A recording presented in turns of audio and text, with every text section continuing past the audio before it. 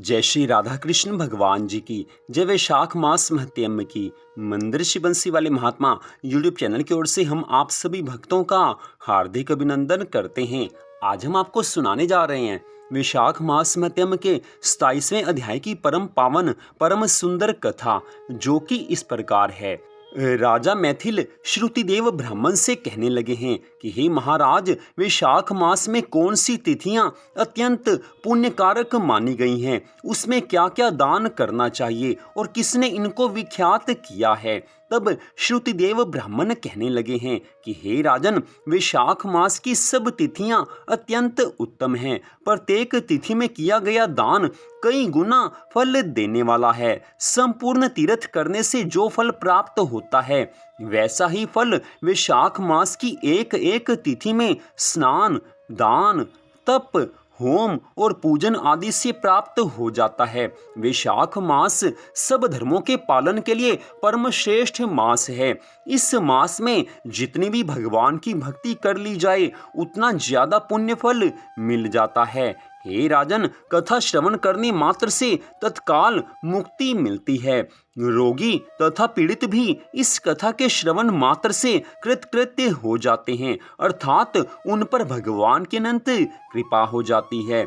जो कोई बिना स्नान, दान इन दिनों को व्यतीत करता है, अर्थात जो वैशाख मास में स्नान, दान आदि नहीं करता, उसको गोवध, कृतधन, पितृघाती तथा आत्मघात का पाप लगता है।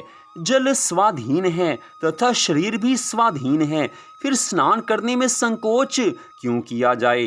अर्थात जल सर्वथा सर्वत्र मिलता है और शरीर भी मनुष्य का अपना है, फिर स्नान अवश्य करना चाहिए। स्नान करने में संकोच नहीं करना चाहिए। चाहे कोई मनुष्य दरिद्री हो, चाहे धनवान हो, चाहे उसका शरीर स्वस्थ हो, चाहे उसका शरीर अस्वस्थ हो, चाहे कोई विधवा स्त्री हो, चाहे कोई सौभाग्यवती स्त्री हो, कोई बालक हो अथवा कोई युवा हो, सभी को वैशाख मास में प्रातः स्नान के नियम का पालन करना चाहिए और वैशाख मास के सब धर्मों का पालन करना चाहिए।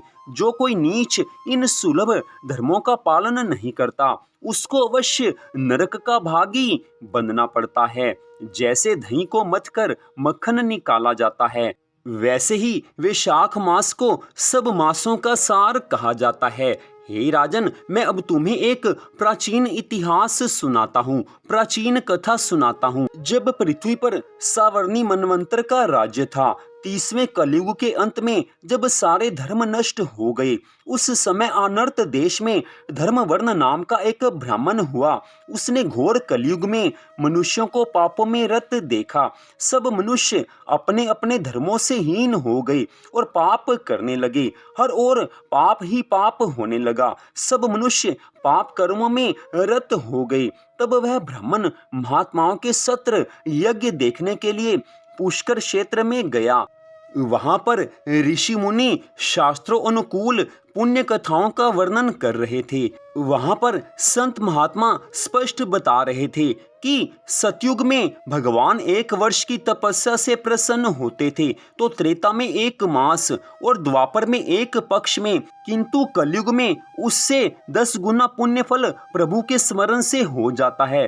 कलयुग में थोड़ा सा पुण्य कर्म भी बहुत अधिक फल देता है। जो दया, पुण्य, दान, धर्म आदि कुछ नहीं कर सकते, उनके लिए केवल एकमात्र हरि नाम उच्चारण ही परम श्रेष्ठ साधन है। भगवान के नाम के उच्चारण करने मात्र से भगवान प्रसन्न हो जाते हैं। घोर कलयुग में भगवान के नाम का संकीर्तन करने मात्र से भगवान की कृपा मिलती है। कलयुग में जो भी प्राणी भगवान के मंगलमय नामों का जाप और संकीर्तन करते हैं, उनको आसानी से भगवान की कृपा मिल जाती है। जो अकाल में दान करते हैं, वे वैकुंठ धाम को जाते हैं। वहां पर जब ये प्रसंग हो रहा था, तब देवऋषि नारद जी एक हाथ में इंद्रिय और दूसरे हाथ में जीवा पकड़कर उन्मत्त की तरह खूब हंसने और नाचने गाने लगे हैं। सबने आश्चर्य से पूछा है कि हे देवऋषि नारद जी, इसका क्या कारण है। देवऋषि नारद जी ने उसी अवस्था में उत्तर दिया कि निस्संदेह कलयुग प्रशंसनीय है, क्योंकि केशव भगवान के केवल स्मरण करने मात्र से ही भगवान की प्रसन्नता प्राप्त की जा सकती है। तब भी मैं तुमसे कहता हूँ कि इंद्रिय और जीवा को वश में करना अति कठिन है। जिसने इन दोनों को वश में कर लिया वह साक्षात जनार्दन के तुल्य है। अतः इस कलयुग के आगमन पर तुम्हारा यहाँ ठहरना ठीक नहीं। सो पाखंडमय भूमि को त्याग कर अन्यत्र कहीं जाकर विचरना चाहिए।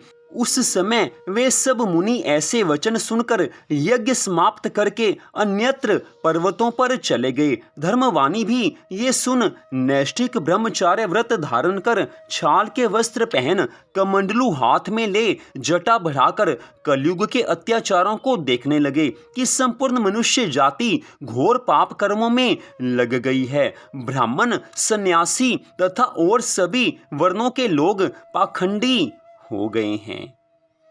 तो इस प्रकार वैशाख मास महत्म के 27वें अध्याय की कथा का यहीं पर विश्राम होता है।